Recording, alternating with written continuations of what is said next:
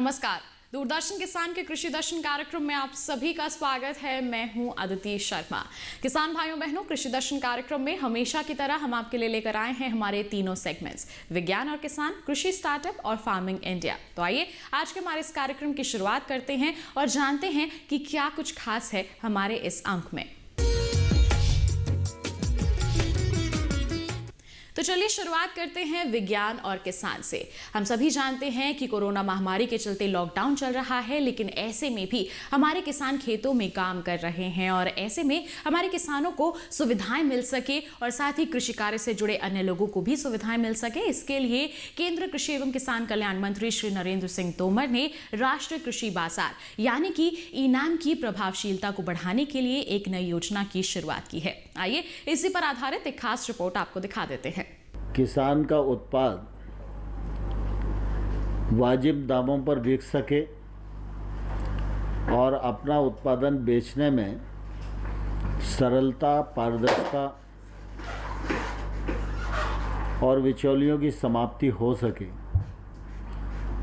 इसलिए विगत दिनों प्रधानमंत्री जी के निर्देश पर कृषि मंत्रालय ने ई-नाम प्लेटफॉर्म बनाया था और इसका काफ़ी सार्थक उपयोग संपूर्ण देश में ई कृषि व्यापार में हुआ।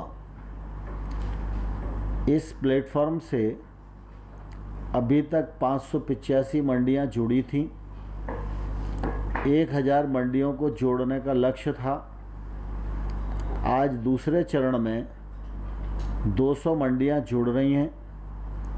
कुल मिला के अब ई-नाम प्लेटफॉर्म से 785 मंडियां जुड़ गई हैं।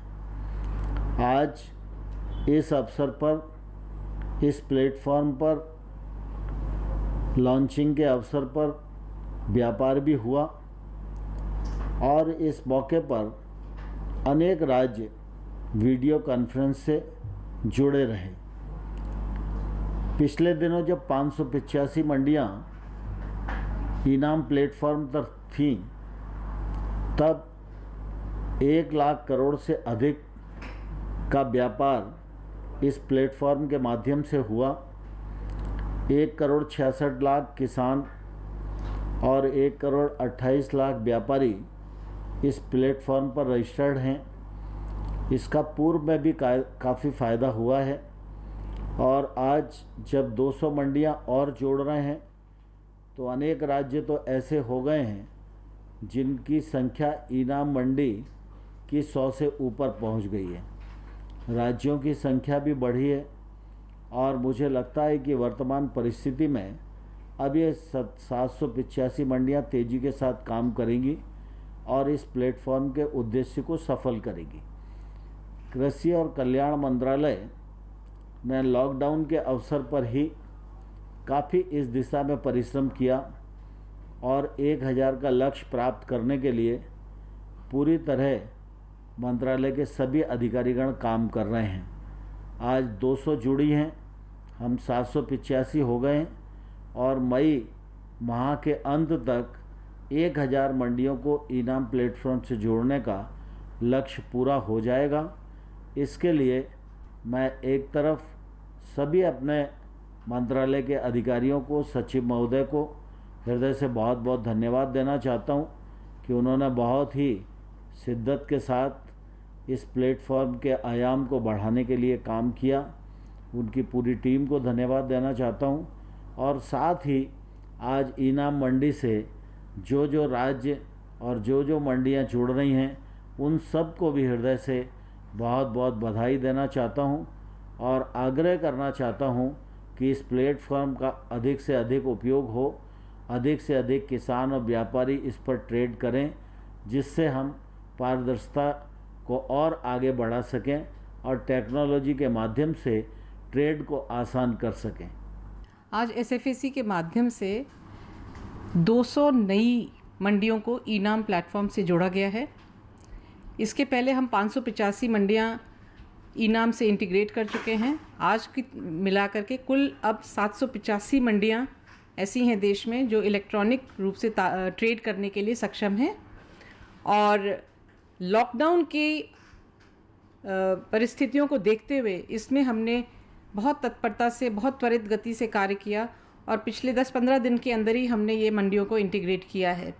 इसमें हमने सभी प्रकार के जो इंटरवेंशंस थे, चाहे वो ट्रेनिंग हो, चाहे वो डेटा कलेक्शन हो, चाहे वो इंटीग्रेशन हो, हमने ये सभी काम वर्चुअली किया है, ऑनलाइन किया है और सभी का हमको इसमें सभी राज्य सरकारों का, मंडी बोर्डों का, मंडी सचिवों का इसमें हमको भरपूर सहयोग प्राप्त हुआ, जिस वजह से आज ये संभव हुआ है कि 200 मंडियों का हमने इंटीग्रेशन कर दिया है। इसके साथ के साथ ही हमने आंध्र प्रदेश और कर्नाटका के बीच में एक लाइव ट्रेड किया, जो कि कर्नाटका का REMS जो है उसको ई नाम के साथ में इंटरऑपरेबल बनाने के नतीजे से संभव हो पाया है।